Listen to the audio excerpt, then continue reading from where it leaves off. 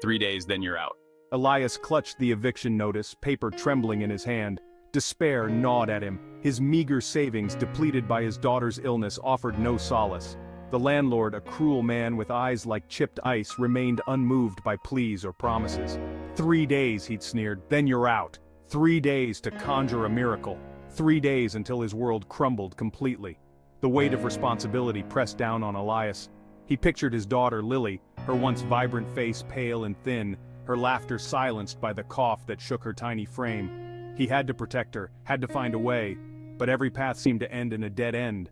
Driven by desperation, Elias wandered into the woods bordering their village. The forest, usually a source of solace, felt oppressive, the air thick with the smell of damp earth and decay.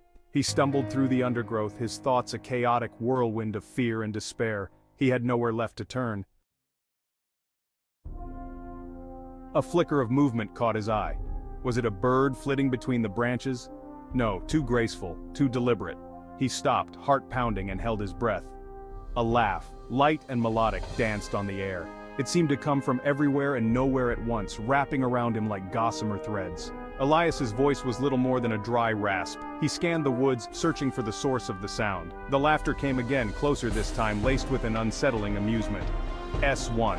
Who's there? Elias spun around, fear twisting in his gut. He found himself face to face with a creature of impossible beauty. Its skin glowed with an ethereal light, its eyes like shimmering opals. A crown of woven leaves sat atop its head, and its lips, curved in a knowing smile, were the color of ripe berries. A fairy. Elias knew, with chilling certainty, that he was out of his depth. S2. Lost, are you? The fairy tilted its head, studying him with unnerving intensity. You reek of despair. Elias wanted to back away, to run, but his feet felt rooted to the spot. I can help you. I can give you what you desire most. Wealth beyond your wildest dreams. Health for your ailing daughter. Hope, sharp and sudden, pierced through Elias's despair. Could this be the answer to his prayers? Could this creature, this being of magic and light, truly offer salvation? He knew of the tales, whispers of Fae bargains, and their hidden costs. But what choice did he have? What do you want in return? The fairy's smile widened, revealing teeth that gleamed, sharp and pointed in the dappled sunlight. Such a simple question. All I ask for is a trifle, a small token of your appreciation. The fairy held out its hand, a single iridescent seed resting in its palm. It seemed so simple, so harmless. The seed pulsed with a soft light, a beacon of hope in the darkening woods. Driven by desperation and fueled by a sliver of hope, Elias accepted the bargain. He stumbled back to his cottage, clutching the seed like a lifeline. He would do anything, sacrifice anything for his daughter's well-being. The warnings, the tales of the Fae's treachery faded into the background, drowned out by the desperate thrumming of his heart. He planted the seed that very night, his hands trembling with a mixture of fear and anticipation. The earth felt cool and damp beneath his fingers, a stark contrast to the warmth that emanated from the seed. As he covered it with soil, he made a silent vow. He would honor his end of the bargain, no matter the cost. His daughter's life depended on it. S2. Plant this, tend it with care, and your fortune will bloom. The next morning a sapling had sprouted where the seed had been planted. Its leaves shimmered with the same unearthly glow as the fairy's skin, its branches heavy with glistening pearlescent fruit. Elias, his heart filled with a tentative hope, plucked a fruit and rushed to Lily's bedside. Lily, look, try this, it might help. As soon as Lily swallowed a bite of the fruit, her cough subsided. Color returned to her cheeks, and her laughter, like the chime of forgotten bells, filled the small cottage once more. Relief, powerful and overwhelming, washed over Elias. The bargain, it seemed, was a blessing. But as the days morphed into weeks, a subtle shift occurred. The once vibrant hues of their world seemed muted, leached of their former vibrancy. The laughter of children playing in the streets sounded distant, muffled, as if separated by a thick pane of glass. And Elias found himself increasingly drawn to the garden, to the mesmerizing glow of the Fae tree. The tree flourished, its branches heavy with fruit, each bite more intoxicating than the last. But with each piece consumed, Elias felt a growing unease. His desires, once simple and centered on his daughter's well-being, became twisted, consumed by an insatiable hunger for the fruit's otherworldly essence. What's happening to me? Why can't I stop? Lily, too, seemed subtly altered.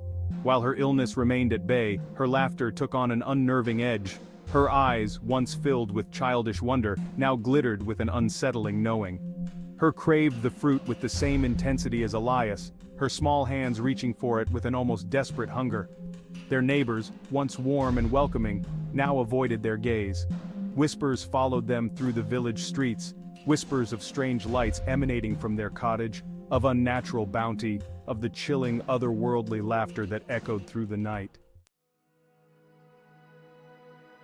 Fear, cold and sharp, began to gnaw at the edges of Elias's relief. He tried to resist the allure of the fruit, to deny the growing hunger that gnawed at his insides, but the pull was too strong, the promise of relief, of escape, too tempting to resist. He and Lily were caught in a web of their own making, the silken threads of their salvation slowly constricting, stealing their breath, their very essence. We can't go on like this, but I can't stop. Their world shrunk to the confines of their cottage, their lives revolving around the hypnotic rhythm of the Fae tree's growth and decay. The outside world, with its fading colors and muted sounds, became a distant memory, a place they could no longer bear to inhabit. The laughter of children, once a source of joy, now grated on their ears. A painful reminder of the life they were losing. Fear turned to resentment. Resentment for the fairy, for the bargain that had seemed like a blessing but now felt like a curse. But most of all, Elias felt a growing terror for what he was becoming, for the monster the Fae's bargain was turning him into.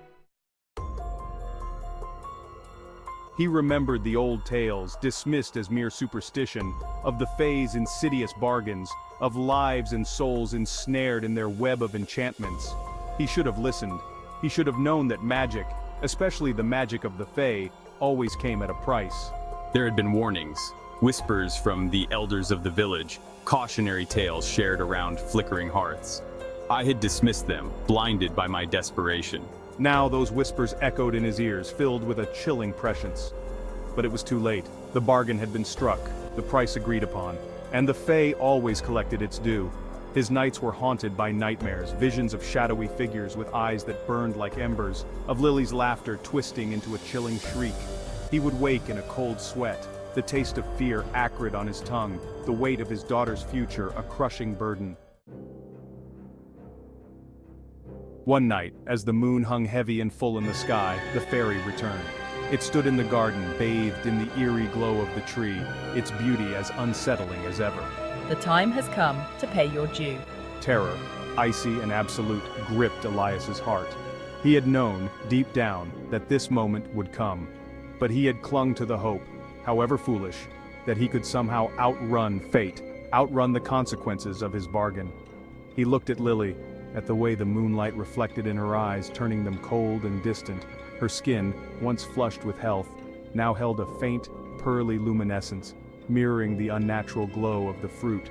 He realized with a sickening certainty that it wasn't just him the fairy had ensnared, it was Lily too, his precious daughter. What have you done to her? Elias rasped, his voice raw with fear and fury. The fairy merely smiled, a slow, predatory curve of its lips. Elias lunged, driven by a father's desperate love, but the fairy was no longer there. It was as if it had melted into the shadows, leaving behind only a lingering chill and the echo of its laughter. He was trapped, bound by an invisible chain of his own making. He looked at Lily, his heart splintering at the sight of her, her eyes vacant, her laughter echoing with an unnatural hollow ring. He had condemned her, his desperation blinding him to the true cost of his bargain. S2, she is mine, as are you, both bound to me, body and soul. The cottage, once a sanctuary, became a prison. The laughter that echoed within its walls was no longer the sound of joy, but the chilling melody of the Fae's triumph. Elias and Lily, bound by their hunger, by their unnatural connection to the glowing tree, were no longer father and daughter, but prisoners of the Twilight realm. Their souls forfeit to the creature who had offered them salvation at a terrible, terrible price. And so they remained, trapped in the in-between, their laughter echoing through the twilight woods, a chilling reminder of the seductive allure and the terrifying consequences of a bargain made with the Fae. For in the Fae realm, hope and despair were often two sides of the same enchanted coin, and the price of salvation could be far more terrifying than the depths of despair itself.